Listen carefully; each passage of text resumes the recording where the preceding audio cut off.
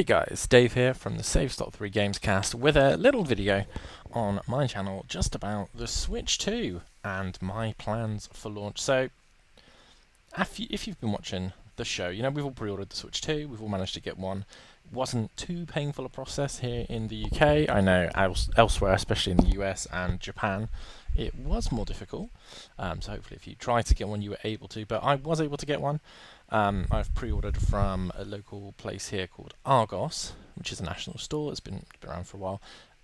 So yeah, we're just going to go through the plans that I have for launch and slightly beyond, and then yeah, hopefully do some more Switch 2 based content for the channel. So I have managed to pick up the Mario Kart World bundle, so I've got the console and Mario Kart World.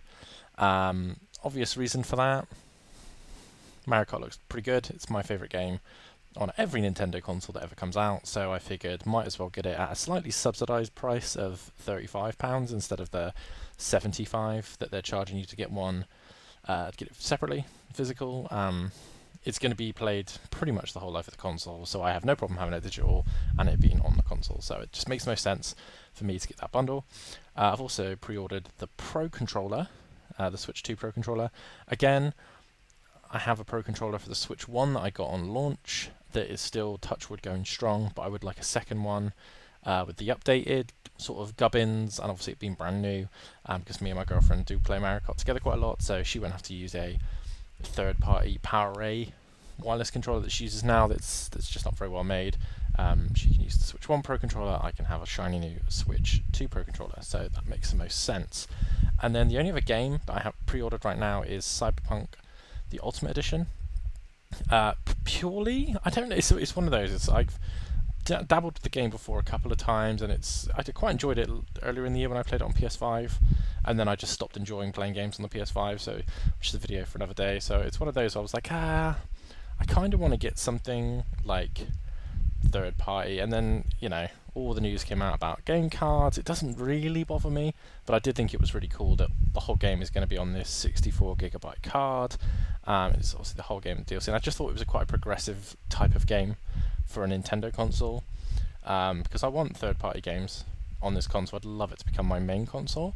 The uncertain market of Xbox and PlayStation for me at the moment, I'm kind of like, if Nintendo can hold most of the water, I'm pretty happy. So Cyberpunk is the launch game, and I have that pre-ordered as well. And that's it at the moment. I did toy with the idea of Yakuza 0. The problem with that is, I was kind of looking again, it's a £45 physical game key card, and it's just a game that's so cheap to get elsewhere at the moment. So on Steam right now it's $14.99, and sure, it doesn't have the English voiceover and the like slightly more content that's been added, but I don't know if I can justify £45 right now. Now if it were to go on sale, like 25, because I did play Yakuza Kiwami on Switch 1, so I would quite like to play all the series in the same place, so I wouldn't be against it. But at launch, it's already quite an expensive day, you know, and I'm going on holiday a couple of weeks after, so Cyberpunk should be enough, right? And that was kind of the only other launch game that tempted me. I had half an eye on Street Fighter, but then I know I wouldn't play it. But yeah, as terms of what I want to play on launch day, so obviously Mario Kart and Cyberpunk, but I also am quite interested and excited to sort of jump into more NSO, or Nintendo Classics Online as it's now called, because I haven't played the original Wind Waker all the way through ever, and I haven't played the HD one, God, for probably 5 or 6, maybe 7 years. So I think it'd be quite cool to play Wind Waker in a handheld, obviously F-Zero as well, bit of Soul Calibur with the guys. And then really it's like the other NSO games, 'cause I haven't really explored NSO that much, so there's lots of stuff on the GBA ones, stuff like Wario Land 4 and Fire Emblem Sacred Stones I'd like to play. I'd like to play Earthbound on the Super Nintendo. I'd like to play Ocarina of Time, Super Mario 64 and games like that on the N64. So I think that should kind of serve my Nintendo-ness, sort of single-player standalone gaming, other than obviously some Mario Kart.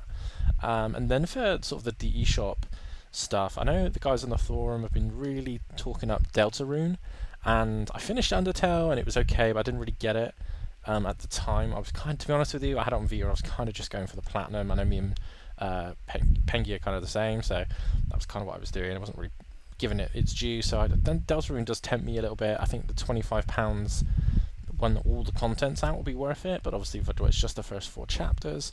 But that quite interests me, and the usual launch day game of the Fast series, Fast RMX and that Fast Fusion this time, tempting again, but also we have F-Zero GX. As for random, I could see me getting Ridge Racer on the arcade archives, because I like arcade races and I like the PS1 era arcade races the most, so that tempts me. I know that there's a Ridge Racer on the N64 NSO, but this looks a lot better. It looks like the arcade version, so yeah, that kind of tempts me. But yeah, other than that, that's kind of the launch. And the only other thing I have pre-ordered after that is Donkey Kong, which comes out in July. I'm actually going to America for the first 2 weeks of July, so I think as I come back, it will be either out or just about to come out. So I'm not taking the Switch 2 with me to America as well. It's too new. I don't know if anyone else is like that. I don't want to take my new shiny device.